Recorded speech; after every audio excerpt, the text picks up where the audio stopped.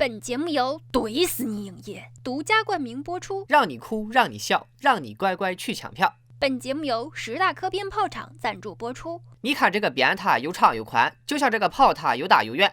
本节目由阿拉斯加养殖协会赞助播出。大家好，我是带着话筒的阿拉斯加。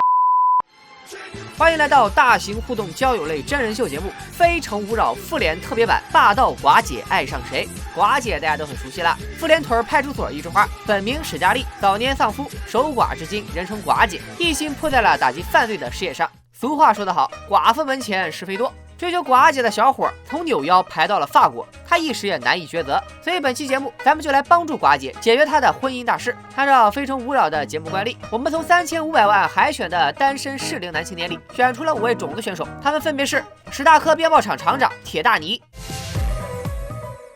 我从来没碰过钱，我对钱没有兴趣。我人生最大的错误就是搞起了这个10大科鞭炮厂。泡妞啊，不是，爱情才是我最大的人生追求。如果能成功和史嘉丽小姐牵手，我希望能和她一起去看我们厂的烟花雨。先定一个小目标，放大10个亿。铁厂长果然是财大气粗啊！下面有请第2位选手，妇联屯1级铁饼运动员史建国。听说咱们屯的运动会，你又拿了7枚金牌。我想撩悄的，但是实力不允许。我觉得我跟史嘉丽特别合。首先呢，我们2个都姓史，孩子的姓一下就定下来了。再一个，俺们俩的罩杯也很合，都是 H 杯，职业也很配啊。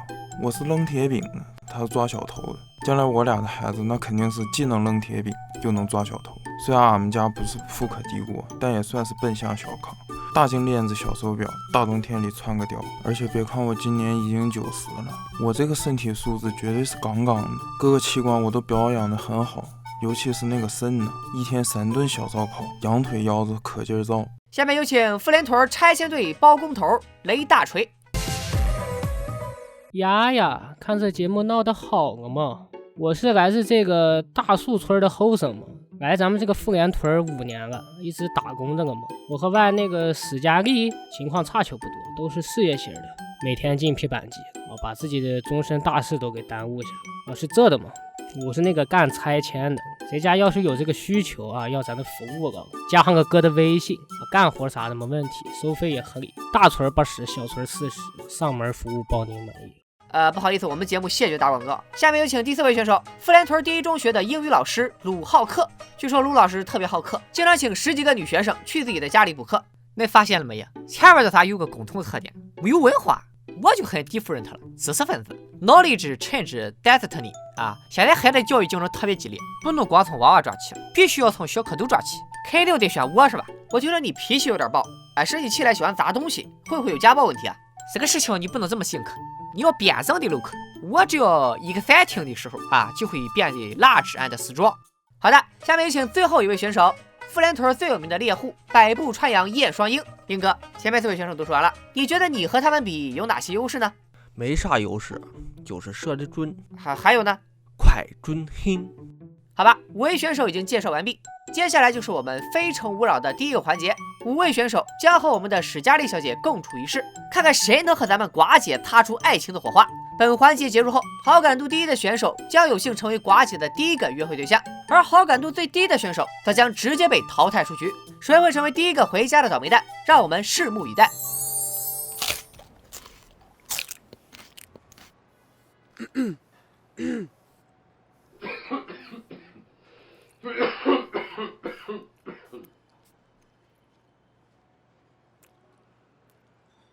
可能由于大家都是第1次见面，比较生疏。为了活跃气氛，我们把录制现场从热狗店换成了夜总会，大家明显嗨了起来，尤其是雷大锤。只见他掏出了自己的大宝贝儿，还说自己就是靠它拆掉了半个妇联屯的违章建筑，一般人根本举不起来。在寡姐面前，其他选手当然不能露怯，纷纷上前跃跃欲试。不是不知道，这大宝贝儿硬是真硬，就是举不起来。经过这1个晚上的相处，史佳丽会选择一名好感度最低的人淘汰，他会选择谁呢？雷大锤 out。 天哪，太意外了。可惜不是你陪我到最后。这一环节表现最强劲的雷大锤居然第1个遭到了淘汰，这是为什么呢？嗨，俺不喜欢这个吃法吧唧嘴的男的。来后生是神眼光，来回的车票给包一下吧，还有那个微信可不敢忘个少啊，5星好评8折优惠。现在还剩下铁大尼、史建国、鲁浩克、燕双鹰这4位选手，谁又会成为寡姐的第一个约会对象呢？请看大屏幕。想要带你去浪漫的土耳其。当时吧也没有想那么多，就想先挑一个这个长得最俊的来呗。原来史嘉丽是个颜狗啊，所以第一个约会对象选择了史建国。那史建国又会带史嘉丽去哪里约会呢？我本来呀是想带她去健身房，但是人家说不办卡呢就不让进，你说这算怎么回事？史建国从朋友那里借了个手机，上网查到了妇联屯最佳约会场所 TOP 5，然后带着史嘉丽先去1块钱1小时的网吧上网，下载了很多小电影拷到了 U 盘里，似乎是在为晚上去酒店做准备。然而紧接着俩人却直奔商场，逛了整整2个小时，但却并没有进行任何消费。刚开始咱谁也不知道谁，那咱还不是还以为你也就是这种就是骂热型的不是？那我心想的，那我就主动点呗，所以我就接吻果然有效果，史建国终于决定不再带史嘉丽逛商场，他又从朋友那里借了辆车，驱车3个小时，终于带着史嘉丽来到了妇联屯5星级速7大酒店的地下车库，又玩了把免费的密室逃生。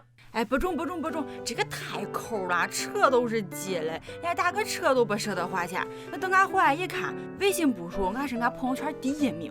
我寻思的下一回还是得找个有钱的，那没有钱做到浪漫耶。史建国。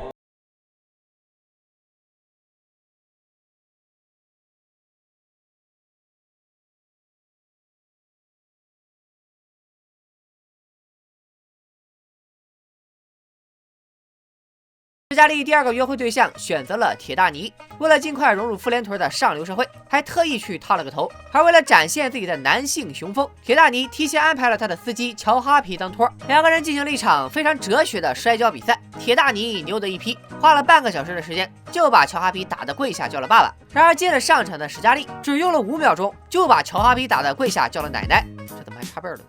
周末还要给老板做人肉沙袋，给我打骨折了也不给我报销医药费，这种996的工作老子不干了。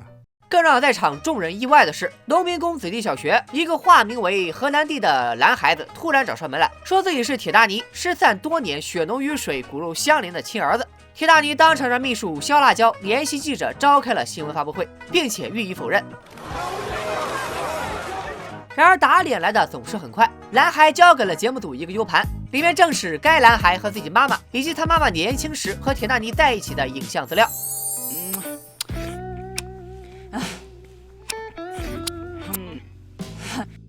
应该是去河南出差的时候吧，年轻人嘛，总有犯错的时候。但我这个人脸盲，就是说根本分不清楚漂不漂亮。讲实话，当年跟他妈在一起，不是因为他妈漂亮，因为我根本不知道他妈漂不漂亮。妈，俺上电视了，俺跟恁说，俺也报名参加恁这个节目了，还翘课去海选，结果去球吧，第1轮就被淘汰了。俺觉得俺这个条件还行吧，长得也嫩帅，爱好也嫩多，唱歌、跳舞、打篮球、rap 啥都会。同时，史嘉丽还发现铁大尼和史建国纠缠不清。原来史建国一直处于被铁大尼包养的状态，之前史建国借的手机还有汽车，其实都是铁大尼送给史建国的，甚至史建国训练的时候一直用的那一枚铁饼，就是2个人的定情信物。面对处处留情的铁大尼，史嘉丽当然无法接受。铁大尼 out。我说这个史家国对我嫩抠，你要是喜欢男的你就早点说不是。还有这个铁大妮啊，标准的嘎着男，对谁都挺甜的，吐出来只剩个渣渣。哎，我说你们这个节目还有没有个正经人的？有，那当然有。说到正经人，那就是燕双鹰了。要想拿下这个妇联屯最会射的男人，还是得靠身体上的碰撞。史嘉丽把燕双鹰约到了小黑屋，2人结结实实的撞了又撞，又撞，撞遍了全身的每一个角落。能顶得住史嘉丽的男人不多，燕双鹰可以算一个。这个身体素质确实不错，身体才是革命的本钱。我今年才30岁啊，还是很看重这些方面的。然而2口子过日子，精神上的交流更重要。史嘉丽和燕双鹰相处的时间久了，发现他居然是个文盲。你是搁哪儿毕业的？北大。哦，学的啥呀？茶养。这个北大还叫茶养？北京大型庞庄蔬菜养殖基地。这咋也也不知道是啥，咱也不敢问呐。不中，这个完全没有办法沟流啊，咱不在一个文化层次。不中。燕双鹰 out。想找个学历高的，那肯定就是咱们的中学教师鲁浩克了。没办法，现在也只剩下他了。史嘉丽和鲁浩克两人直奔主题，来到了速七大酒店，并且开了一个房间。猴急的鲁浩克迅速脱光了衣服，并非常好客的邀请史嘉丽一起洗澡。别客气，来，跟贼家一样啊！史嘉丽却皱起了眉头，因为她并不喜欢胸毛太多的男人。史嘉丽对鲁浩克的表现非常满意。然而有一次，两个人在用英语交流的时候，史嘉丽忍不住纠正了鲁浩克的发音，是萨克油，不是萨克油。作为妇联屯一中最好的英语老师，鲁浩克的自尊心受到了极大打击，他终于愤怒了。鲁浩克受不了这个委屈，一气之下居然变大、变粗、变绿，追着史嘉丽跑了2条街，还好被在附近拆房子的雷大锤拦了下来。俗话说得好，救命之恩当以身相许，但雷大锤他其实也是个有故事的男同学。雷大锤的父亲王老爷子，也就是大树村的村长，早就给雷大锤找了一个童养媳斗鸡鸡。斗鸡鸡还纠集大树村的乡亲们，闹到了我们节目组，让我们交出他的爷们，刚好就碰上了正在气头上的鲁浩克。把我家大锤还给我！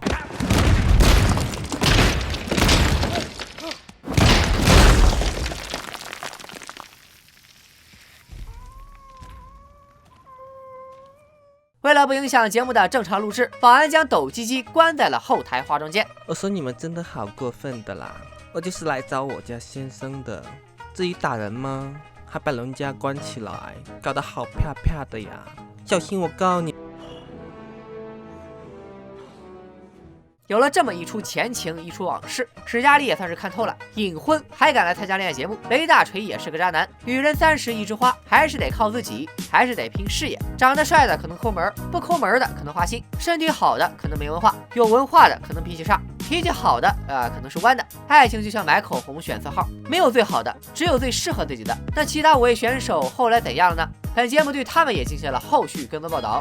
石建国最终选择离开了铁大尼，将铁大尼送给自己的汽车、手机以及定情信物铁饼都还给了铁大尼。之后，石建国和自己青梅竹马的好兄弟董巴基走在了一起。人家追了他几10年了哎，他终于答应和人家回俺们那个屯记放羊了啦，超开心的。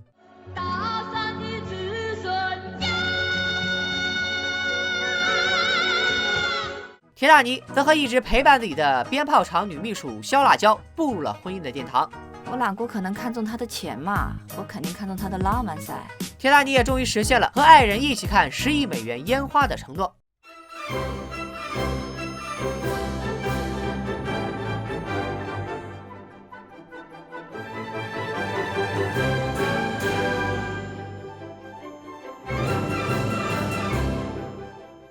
雷大锤回到了老家大树村，继承了父亲王老爷子的村长之位，和童养媳斗鸡鸡幸福又甜蜜。